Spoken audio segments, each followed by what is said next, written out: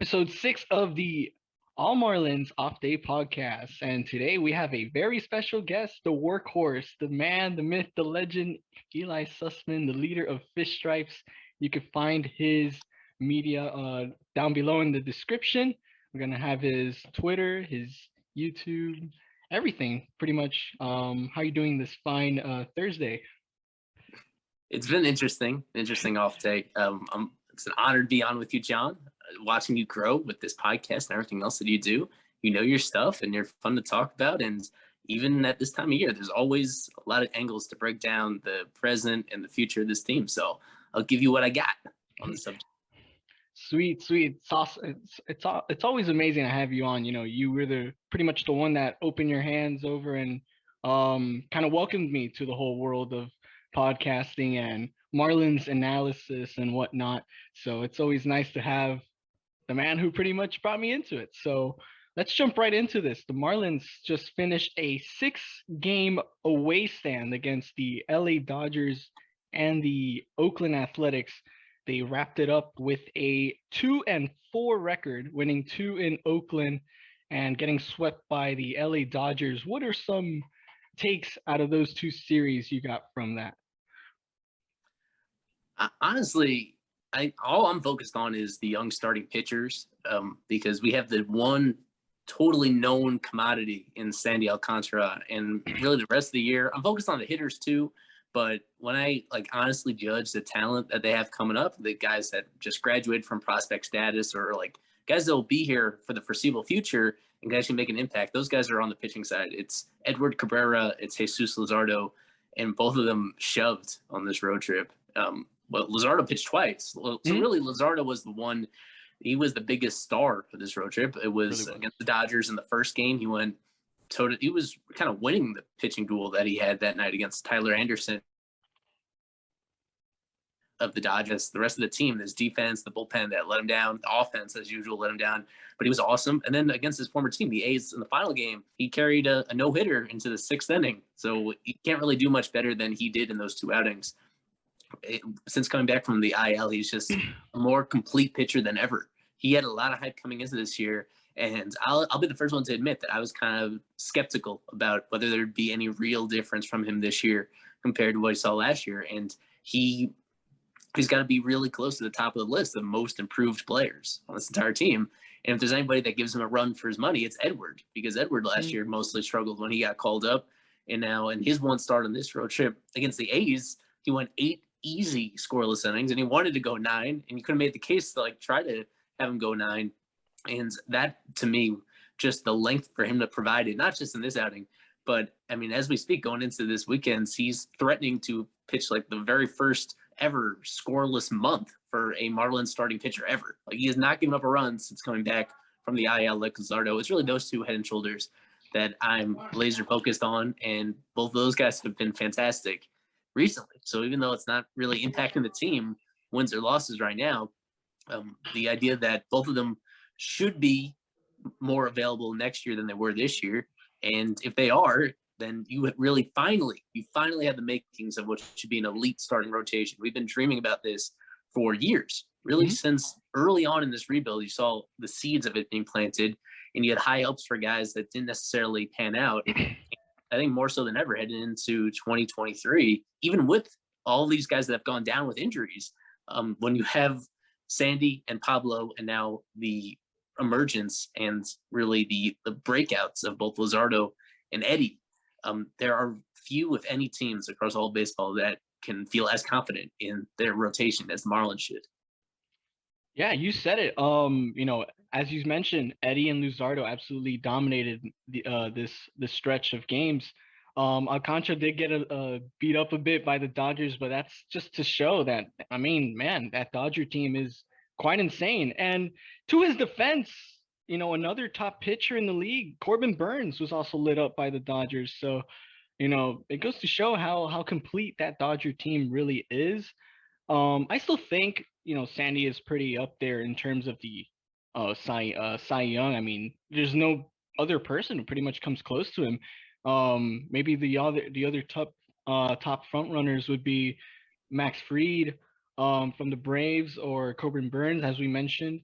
from the Brewers.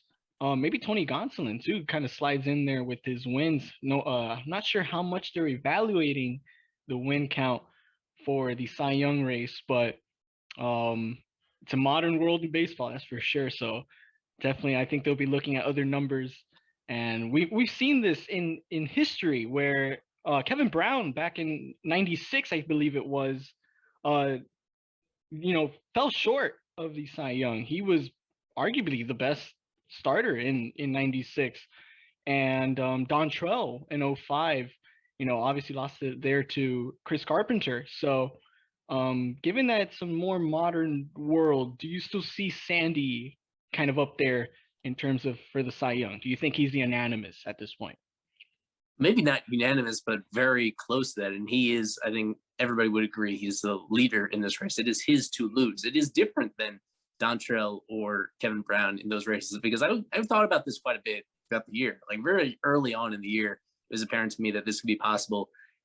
But when you look at it, like his case for Sandy this year is just more airtight, considering what actually matters, because you brought it up about what exactly the voters care about, and there's been an evolution in the criteria, in their sensibilities, from 96 to 2005, and then certainly from 2005 to today. It's completely different now. The main reason why Kevin Brown wasn't all that close to winning Cy Young in his race is because of the win discrepancy. I think he was Maddox that year that won. Yeah. Yeah, I think Maddox had like 7 or 8 extra wins on him, and you just can't. Back in the day, you could not overcome that. Today, you absolutely can't, because you've seen other guys do it in very recent years. With Sandy, that's, I guess, him and Tony Gonsolin is the guy that in that department has built a pretty big lead that Sandy's not going to catch. But it doesn't matter. It doesn't matter when you bring everything else into the equation. And I think you just see it in the way that the media has covered Sandy this year. Like, they are noticing what everybody else is noticing, is that the massive gap in workload between him and everybody else, where it would take so much in terms of the run prevention for anybody to overcome that, when it's just the sheer difference in volume. If you're working that much more than everybody else and your results are similar, if not better than everybody else, then there's just no conversation to be had. You do the two things that matter most in terms of getting outs and not allowing runs. And so he has been, even with that last start, I guess at this point you can't say it's 100% locked up, because as much as we never want to think about it, injuries could happen at any moment, as we've seen with this team a lot. And if Sandy didn't throw another pitch the rest of the year, then I think inevitably someone would catch him. He also, as we're just going to find out really soon, he's facing this Dodgers team again that has had his number in the past. He has this one past start, his worst this season. He could overcome that as long as there aren't others kind of like it that are similar to it, whether it's the Dodgers or another team down the stretch. So you still got to have it play out. I think it's going to come down fairly close to the wire before there's, we could say confidently that's his award, but he is in control in a way that no Marlins pitcher has been this deep into the season. Very good take. Very good take. Reason I asked that actually was a couple nights ago, me and Sean and Jeremiah all jumped on a pod, and this same discussion. Marlins after midnight. There you go. We jumped on a late night pod, and we had the same exact discussion, and we were all kind of entering the skeptics of what could happen if Sandy kind of fell off. But I think this upcoming start is more of a, he's going for vengeance. He's going for revenge. He's trying to get the Dodgers back for the destruction that was committed at Dodger Stadium.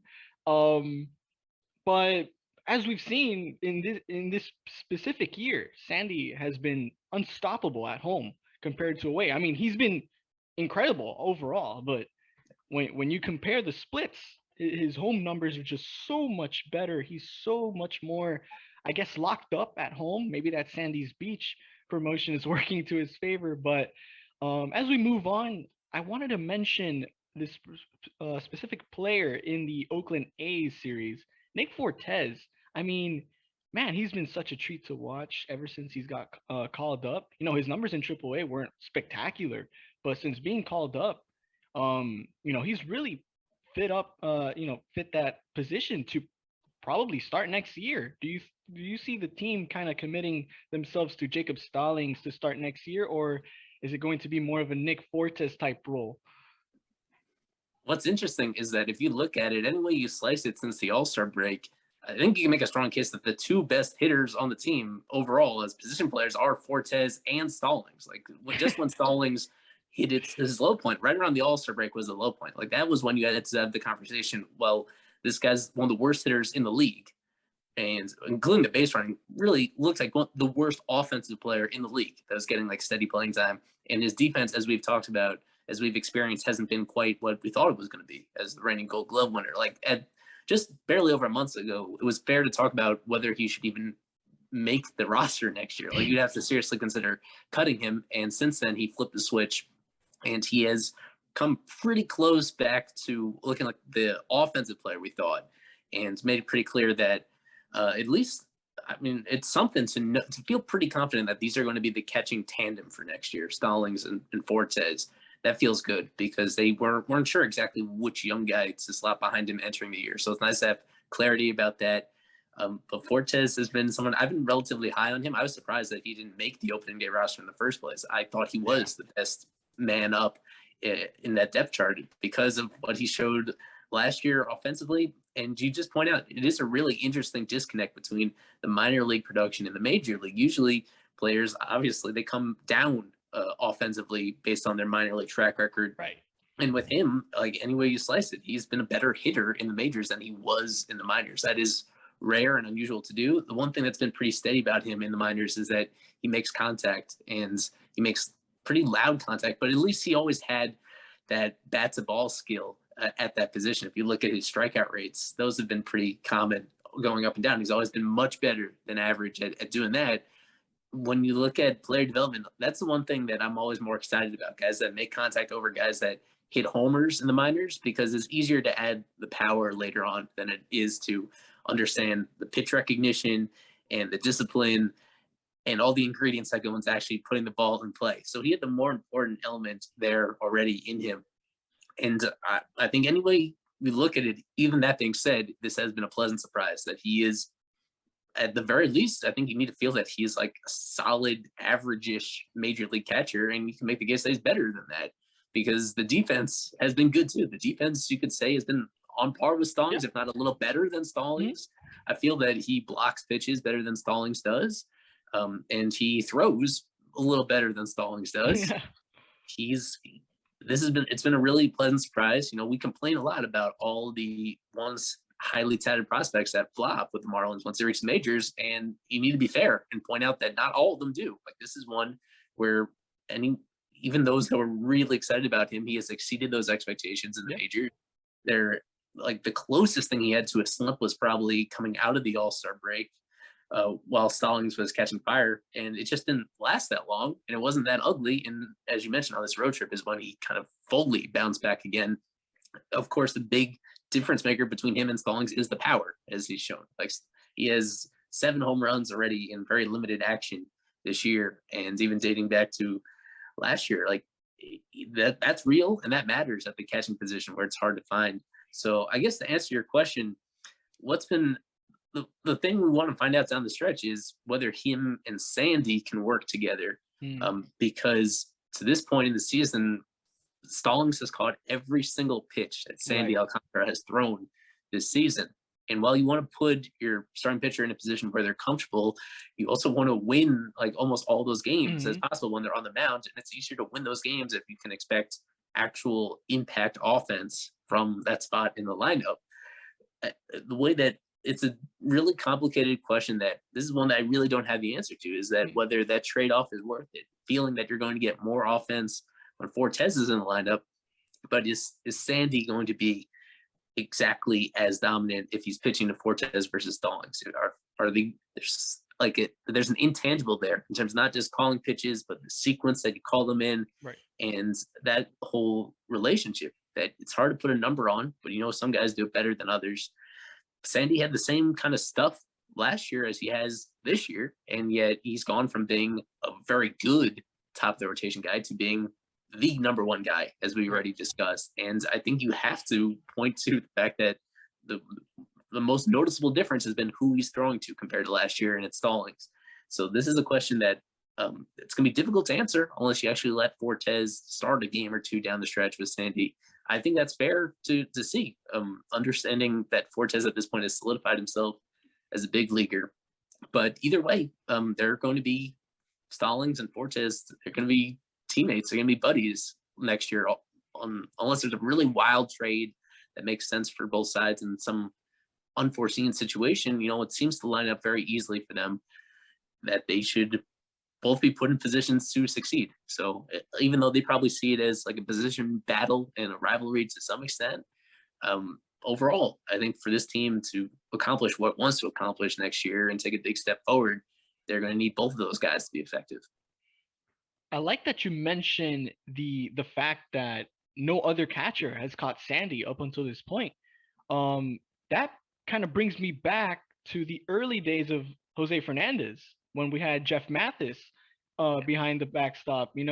Jeff Mathis catched Jose so freaking well. I mean, it was a treat to see Mathis behind the plate when Jose was on the mound. And when you look at the splits between Jose performing with other catchers, I mean, it was undoubtedly that he was one hell of a pitcher, regardless of who caught him. But the Mathis split is so fascinating to look at because Jeff Mathis just won a World Series just last year. So the fact that he's had such a long career and so much knowledge, I guess it's the same thing you could say for Stallings, who, yes, he's played a lot less years, but he kind of brings that same experience, that same insight to the pitcher who could help guide him win some ball games. But I agree. I do think that Nick Fortes could, catch a game or two with Sandy, see how they fare. A similar thing that happened, I believe, last year. I think it was Pablo who had a better line with Chad Wallach catching him than Jorge Alfaro catching him. So, it's going to be interesting. I'm not too sure if they'll do it, and if they do, it's going to be good to look at because I think it could get a bigger picture for the team moving forward to the next year. But another player I wanted to shout out is a guy who hasn't really been playing all too much, Charles LeBlanc. And yes, you've mentioned this in one of your pods as well, Eli. I mean, yes, they made him play in Oakland, and hey, he just continues to hit the ball. He hit another home run in Oakland, and I mean, is there a position in place for him next year? Do you foresee a Brian Anderson move of some capacity, or that they're going to keep Birdie maybe in the bench as a platoon type of guy, and maybe Rojas goes to the bench as well, and maybe they'll go sign a shortstop somehow? What do you got on that? One thing to point out with the infield mix, even though I guess BA at this point is playing more outfield than infield, but with both BA, Wendell, and Rojas, they all have just one more year of club control before they're free agents. And I feel like one of them or more than one of them could be traded this offseason, just knowing that they're nearing free agency. And even though they each bring their individual strengths to it, they're also earning raises next year. And when you have somebody like LeBlanc, who like his quality of contact that he makes is about as good as any of them, and that's the one thing this team needs a lot. He plays several different positions. He doesn't play shortstop, and that's the one thing I've been fighting with Alex Carver of Fish on the Pond about that, because he's the biggest LeBlanc fan there is, and he's been hyping him up as somebody that could have a critical role on this team moving forward. The one thing to remember is that he is still kind of an incomplete player. He's not a perfect all-around player. And he played different positions, but he's not a typical utility guy in that you really love his defense at any particular spot. He's mostly there for the bat. This is a team that should be prioritizing the bat. That shouldn't be a big issue. And the way that they're using him, I think it makes it clear, and it's fair with this, that they're not really trying him out for an everyday role at this point, that it would take a whole lot of injuries next year to even put that into their thinking.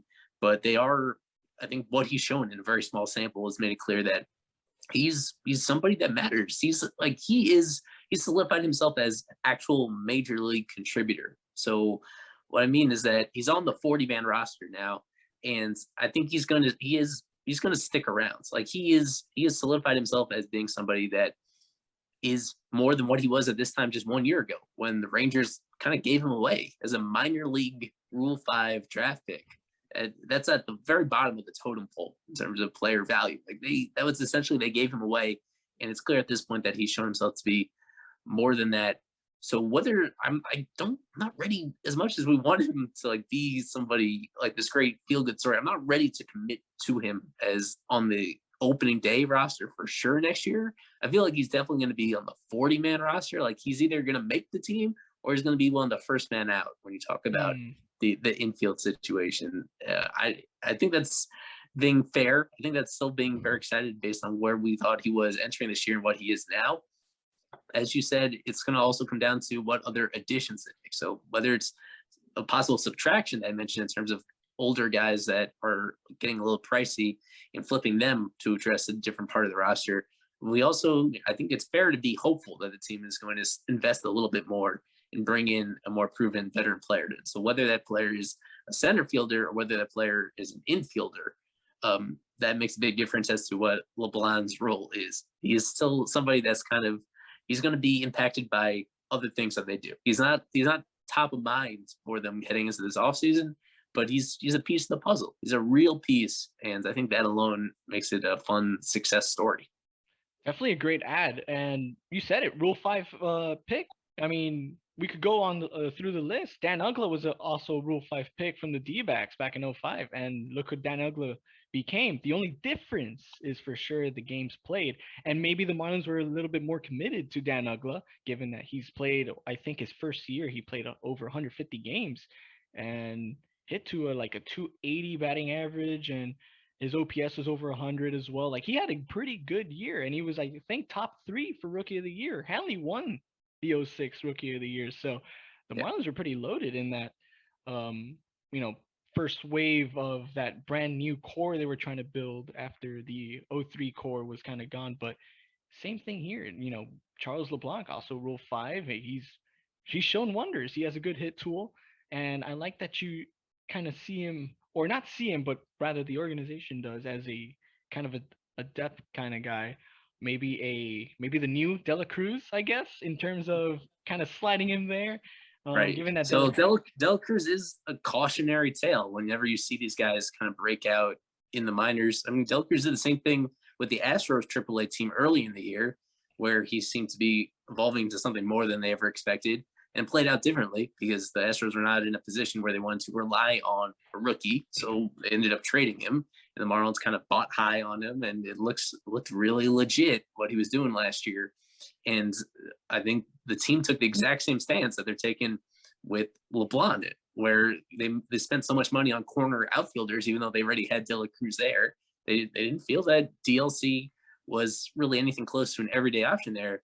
And based on the sample that we got, you know, once he kind of unpredictably got all this playing time, and that he had extended stretches where they played him almost every day, and he regressed. He regressed big time. And some of his flaws were exposed, even though there's still a lot of time in his future to like make up for it. It shows you that this stuff is, even when it looks so legit, and even when it looks so exciting, this is a complicated game. And there's a reason why, you know, these players for a lot of their careers are regarded the way that they are, is because they're analyzed very closely, and the expectation is that like overall they're not going to have a huge impact in their careers, and it's up to them to prove people wrong. It's amazing when they do prove them wrong and like establish themselves the way that Uggla did as like a core everyday player. But that's really rare, and most guys fall somewhere between that spectrum of, you know, just being a flash in the pan and being an all-star, but most of them are somewhere in the middle where they have more significant careers than expected, but still are pretty low on the depth chart, and you need other pieces around them in order to actually be a contender.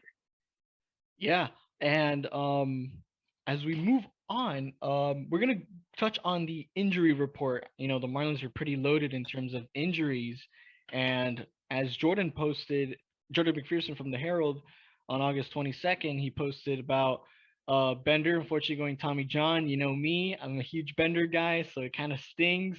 You know, it really looked like in his return he was really starting to get it together. In terms of the velo and the command, Castano went 10 pitches off a mound. Chisholm looks like he's kind of in the mix of getting a bat again and getting back on the field. Sixto Sanchez getting pushed back as always. I don't know what's with that. Cooper going through the concussion protocols. I think he'll be back for this upcoming series against the Dodgers. Yeah. Um, and Avisayo Garcia, also another one who I think will be back for that giveaway. I'm sure they're trying to rush that a bit. So, what do you got on the injury report? And there's also some that they came out actually today in terms of AAA injury updates from Alex Carver and Fish on the Farm. Nick Niter, Yeah. he's dealing with that knee injury, and Tommy Evil, who's been out with the shoulder issue.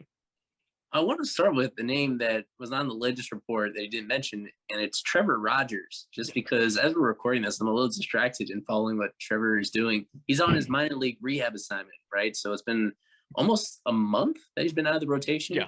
And I was really disappointed in what he's done this year, where it's almost every single start was a real grind for him just to get through 4 innings sometimes.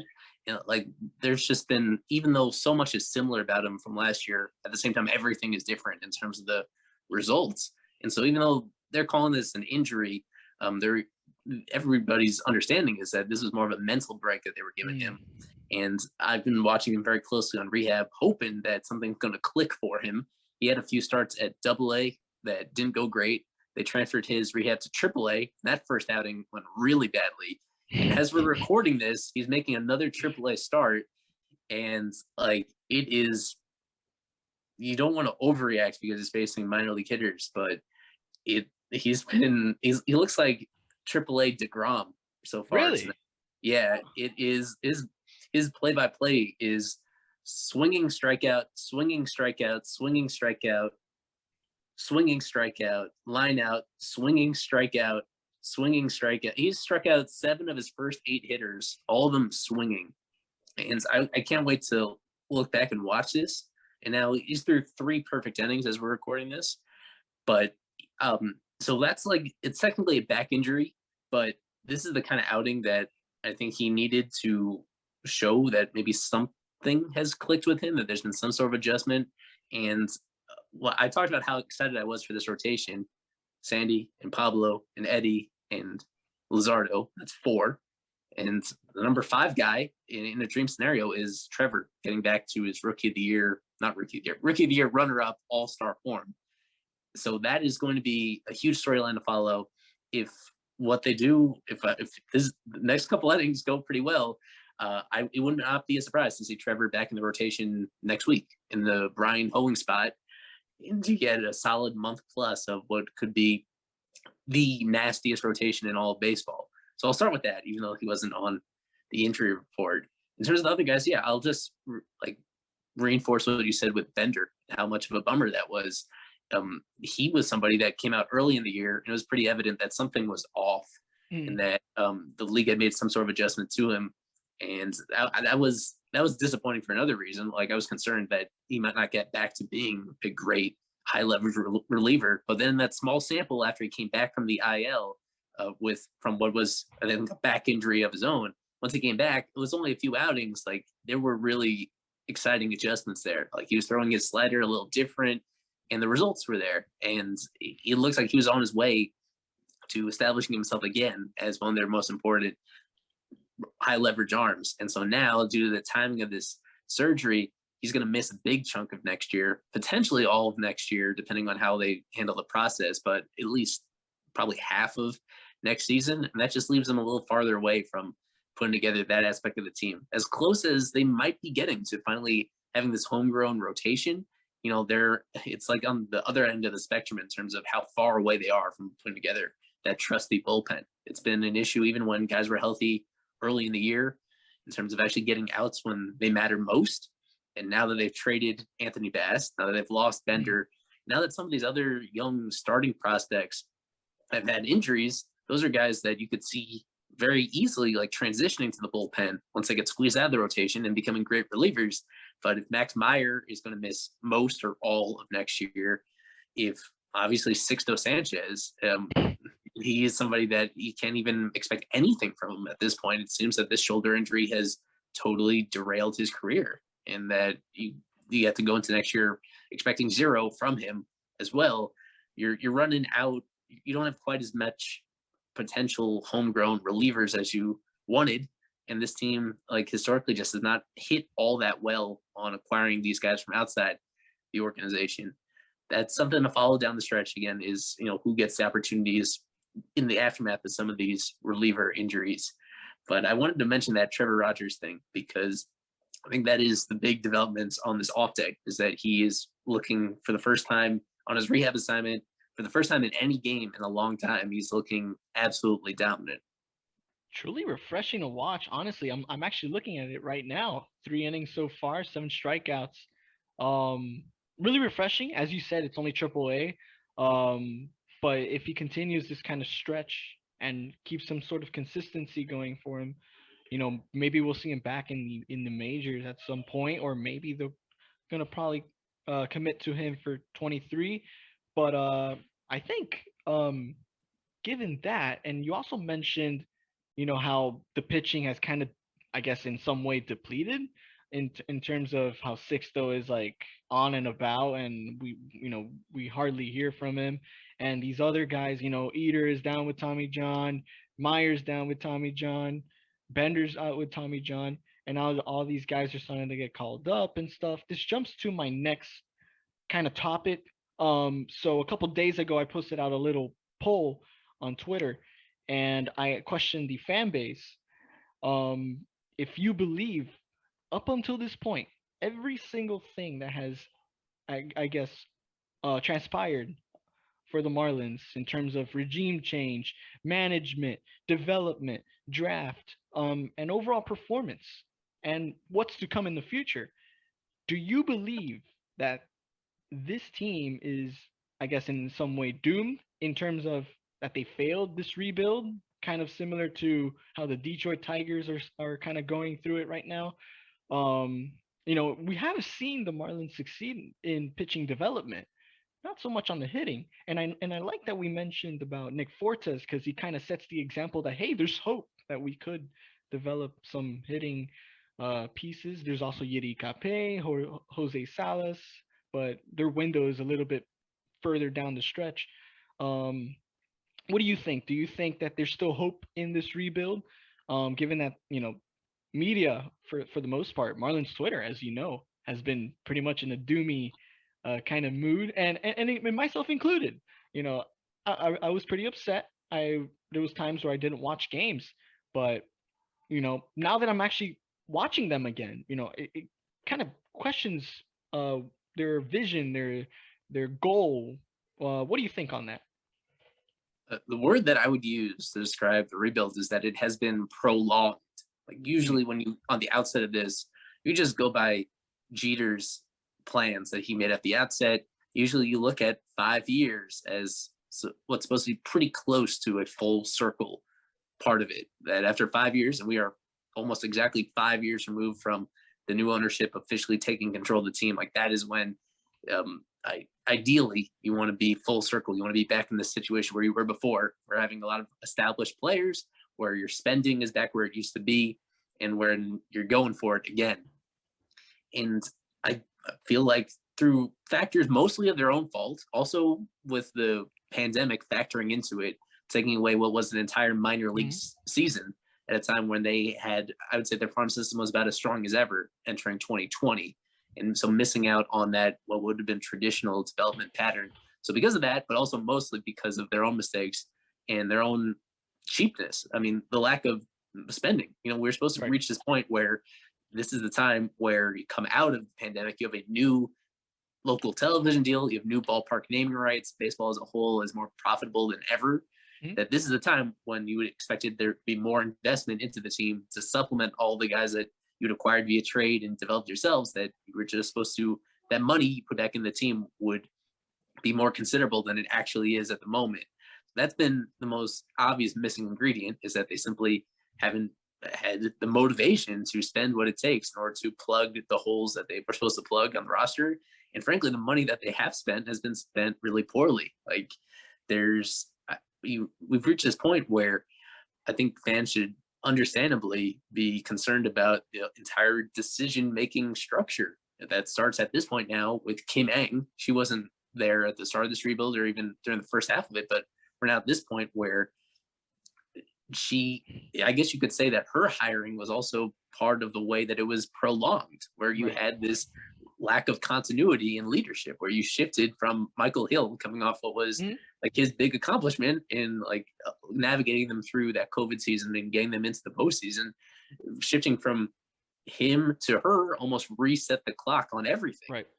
And so that was a choice from the highest leadership, from Jeter at the time and from Bruce Sherman, to be willing to do that and reset things. That is a moment of inflection. As much as it was celebrated at the time as the thing, just a big milestone higher, the way that things have transpired since then, it's made it clear that that changed a lot of the priorities of the organization. It changed the timeline. It wasn't her timeline anymore. She got to set her own timeline. She was Right. empowered to do that, and she has done that. It's not all a reflection on Kim Eng, but certainly the some of the systems that she inherited, as well as I guess some of the things that she's tried to apply have not worked as you'd like to, where the money is not being spent as efficiently, and really the biggest setback has been the lack of impact homegrown offensive talent, with very few exceptions, where you can misfire on some free agents if any of these really homegrown guys turn into big impact regulars. And so far, the one who is absolutely like reached that status is Jazz. And Mhm. unfortunate for him, he has this injury. So I feel like he is such a powerful what's the word I'm looking for, a barometer, kind of a people, their mood shifts so much based on what Jazz is doing. I think at this moment, the emotional low that you're kind of acknowledged and pointed to that the fan base is feeling, that Jazz is that one singular player that if he was healthy and if he was doing what he had simply done through almost the first half of the season, Oh, yeah. that the vibes would be a lot different if you Mhm. felt really confident in him being that one player that takes to this point what's been for an extended stretch maybe the worst offensive team in the league, Yeah. and all of a sudden you put somebody that was on his way to establishing himself as maybe the best player at his entire position at second base in the first half of the year. So I feel like his influence on the way that people feel the team is so uniquely powerful in a way that this team hasn't had in a while. When I was looking at the results of your poll, the Mhm. vast majority of people went with the choice that the rebuild has failed. And I wonder what that percentage would be. I imagine it would be a lot different if Jazz was healthy, because Mm. he is that type of player that they have had so much struggle producing themselves. He's been that missing element to feeling confidence in the team moving forward. As somebody that, in his absence, they've been one of the worst offenses in baseball. Whereas when he's healthy, he is maybe the best player at his entire position at second base. So he's been absent for a while with that back injury. And with him out, of course, they've been losing games and it's been changing people's mood and the reflections. He is that bellwether for how people feel based on what he does. He is that singular, both as a player and even as a personality, that he uplifts people's moods by like a meaningful difference all by himself, just when he's healthy, when he's in the leadoff spot at the lineup and doing what he does best. So for what people should remember with him is that he is still under club control for another 4 or 5 Mhm. years beyond this year. He's still going to be here. That's going to be a meaningful difference between the kind of baseball that you're seeing right now and what you should be seeing next year as well. It's that whole combination of you were expecting this team to spend more than they have, just given all the resources that this team should have to spend on the team. You're expecting them to do better with the decisions that they're making between where they're spending the money, the guys they're calling up, the trades that they're making, etc. And of course, now this year, probably more so than the other years, the injury setbacks that they've had that have like just not given us the same opportunity to find out exactly how talented some of these young players are. And the ones that we're focused on are the ones that are currently struggling at this moment. But just as a reminder, like there's more talent in here that you would suspect in a lot of those cases they're eventually going to be back. And guys that still maybe have not reached the peak of their powers yet, even Jazz included. Like maybe there's another level, and that would really change the expected output that you could get from the talent that's already in the organization. Yeah. the fact that you mentioned that Jazz is essentially the team's spark plug, the same way D Gordon kind of was back in that old core. And yes, we did have Stanton and Yelich Ozuna, but Gordon was the guy that kind of pushed the team. Like you would see, other than Jose, of course. Um, D Gordon was just that spark plug. He stole the bases. He was quick with the glove. He was just a flashy player, and that's what Jazz is. And he's marketed in the MLB for a reason, and I think that really brings in butts to the seats. And you are 100% right in the fact that if Jazz were to still be, healthy up until this point, the Marlins would be a completely different team. And maybe not in the sense of completely, but more so in, I guess, more established in terms of offense and whatnot. It'd be Jazz and then Sandy instead of just Sandy as of right now. So, there'd be more players to watch out for and give fans more reason to actually watch games. Because, for me, as a guy who kind of got a little fed up. The team product has just not been fun to watch ever since Jazz got injured, and it's something that I also read in the early part of an article posted by one of your contributors, uh, Nicole, I think it was, and on her Pablo Lopez article, she posted that this team has just not been all that much fun to watch, and it's true. It's true. And with the addition of Jazz, had he still been active and healthy and still kicking butt, yeah, this team would have had a couple more wins under their belts and definitely treading closer to the 60, maybe 65 win mark. So, with that being said, I wanted to jump to minor league baseball, where just last night, Jesus Sanchez hit a um walk-off ground rule double. So I wanted to touch on Jesus in particular, and I know he's not really much of a prospect up until this point. He's already been in the major leagues. We know pretty much the story of how his 2022 season has been. Um, as far as what he's been doing in AAA, is he looking good? Is there promise in him? Is there, I guess he's going to be shipped in some way? What's the word on his value? Even though that's a little bit hard to touch on, but what's your take on Jesus up until this point? Not good. It has not been good since he got sent down. Man, like immediately when he went sent down, there was a pretty bad slump, and then he had a couple good games in there. But the overall numbers kind of speak for themselves. He's hitting about 150 in 13, 14 games. He's striking out as much down there as he was in the majors, which is far worse than average. There hasn't been enough slugging to like justify it. I mean, it was at this time last year at AAA where he was amazing. Just for people to remember, like he was one of the hottest hitters in all of baseball in early 2021 to force his way up and to lead to what was mostly a successful rookie year in 2021 with the Marlins. But he is in a funk. This is just an extension of the funk that he was in for most of this year, really outside of April, almost ever since then. He's just not been an effective player. And you're just seeing some of the issues where his swing, there's just too many holes in his swing, and the decision making at what pitches he swings at isn't good enough. And I think eventually, maybe there's still a few more weeks, really almost a full month left in the AAA season. I would fully expect him to heat up at some point. It's just that we've reached a point of the year where there's nothing he could do to make you feel really confident about him in 2023 and beyond, unfortunately. And he was a guy entering this year that there was hope that he was one of the critical young pieces. Like he was a guy that, so probably not center field, but in one of the corner outfield spots, you could see him playing close every day. And there's no doubt about it. He's just kind of run out of time to reclaim that because just these persistent struggles with his plate approach that other teams have taken advantage of. And even in AAA, to some extent, been able to take advantage of it. So no doubt it's been a really ugly year, despite how well it started for him.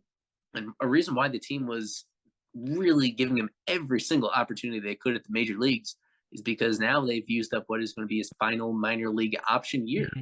They cannot send him down next year. He's going to come into camp next year, if he's even on the team, in a now or never kind of role. Like he is, in terms of trade value, it couldn't really be all that much lower for him. Like there are other teams that would take a flyer on him, but it's minimal. It is such a big departure from where it was just at the start of this year, just because he has totally gone backwards. It's a lot of the same stuff that we saw in that tiny sample Yeah. in 2020 as well. So the physical tools are still really good. And I think the further you back up at his center field defense in the majors, you might be surprised by like how it looks. That I don't think it was quite as bad as it seemed at its lowest points. That the athleticism is still really good, and like there's no doubt about the power, the raw power that he has, and that he has very occasionally shown in big league games. It's just that it's really harder now at this point, given that most of his major league experience now has been bad. There's been more bad than good offensively. There's just not a huge line between him and countless other, former big prospects that just didn't have enough hitting fundamentals to pull out the best in themselves. So it's really unfortunate with him that yeah, on the minor league side, like he's not a happy story to this point. He's gonna stay down there, I presume, the rest of this year. And I think you just need to go into next year with pretty low expectations for him. And you said it. And looking into Jesus's numbers, back in April when the season had begun, he was crushing the ball really well. He was hitting the ball very, very hard. Hit 3 homers in the month of April, and he was looking like a spark plug player. It was kind of a hint of what his kind of tool was going to bring into the team. And when they sent him down, I kind of compared this call to 2015 when the Marlins sent the Big Bear Marcelo Zuna to Triple A, and he did inevitably figure it out. He put up very good numbers and he was called right back up. But given what I'm seeing right now from Jesus, and yes, he's played a lot less games right now with Jacksonville and whatnot. So I'm looking here. He's only had 7 hits in over 50 at bats. I mean, it's just not good at all. He has, you said it. He's not performing up to where he needs to be, and that's what granted him that option. And now with him being, I guess, in jeopardy of being in the team next year, it kind of questions you what the next move for the Marlins may be, given that they still would have to deal with Avi and Soler basically, because I think at this point, at least to me, it would be a surprise if Soler would opt out. Um, so given that, yeah, Jesus, I think his days are probably numbered. It's um, such a big. It's not just them and Soler and Avi. Like you need to attach all these corner outfielders and put them in the same bucket. It's mhm. also Blade Oh, and Burdick, Hayden Burdick, yeah, and it's Uriar Encarnacion, and I mean even Troy Johnston can hmm play a little corner outfield spot, and that's Brian Dela Cruz, who we brought up earlier in the pod. It's all these guys, and Troy to this point he's not on the 40-man roster, but he will be, and there's simply not going to be room to carry all these guys right, who are that far down on what you call the defensive spectrum. They're just corner outfield guys.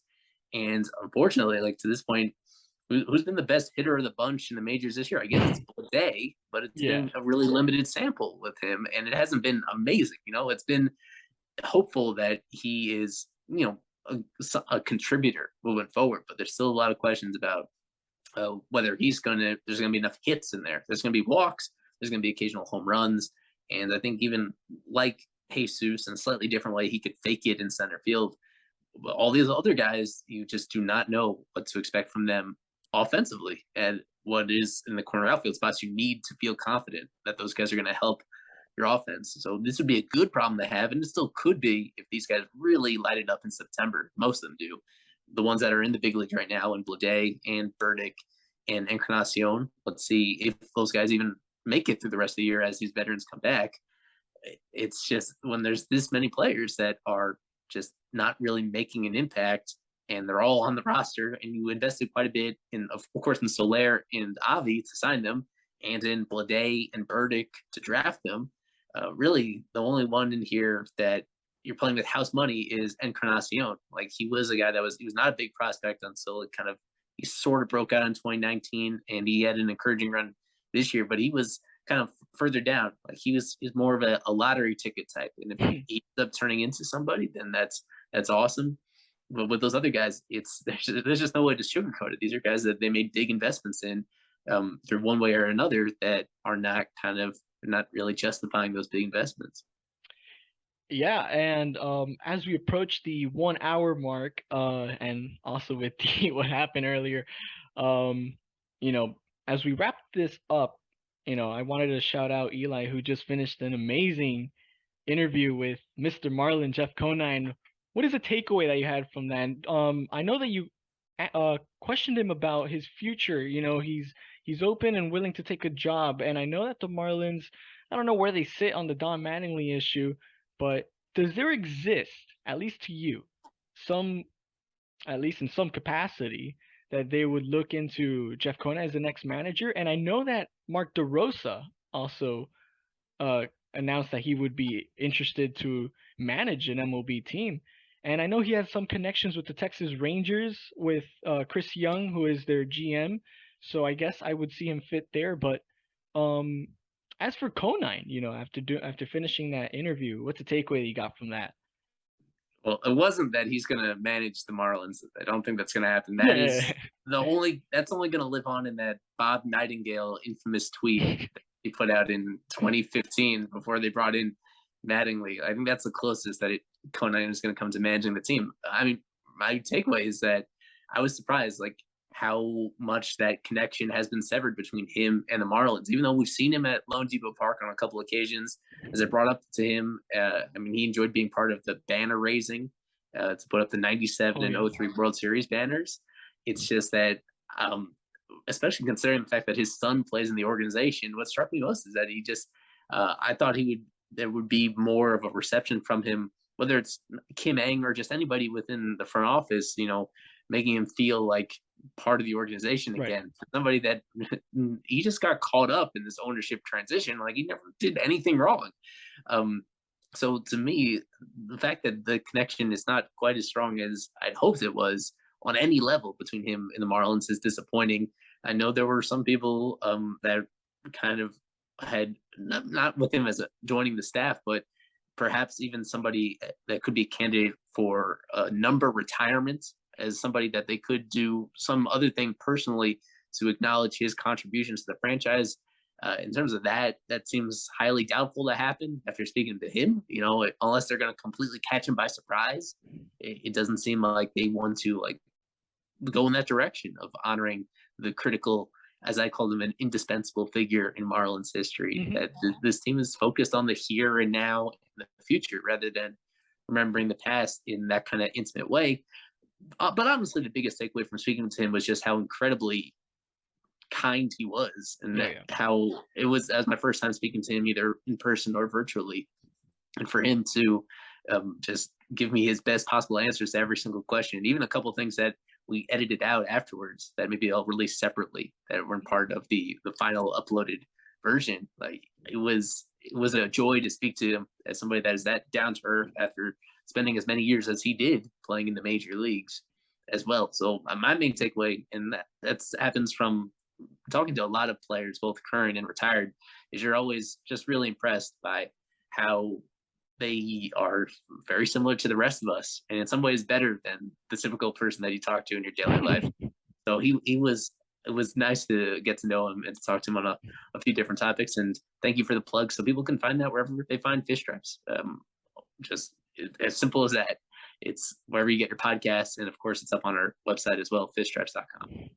You heard it from the man, the myth, the legend, Ely Sussman. You could find them actually tomorrow. I'm pretty sure you guys are going to be going live for the live show on Yeah. Fish Stripes Live for the series against the LA Dodgers. This will be posting right on time. So if you're listening right now, make sure you get ready for that.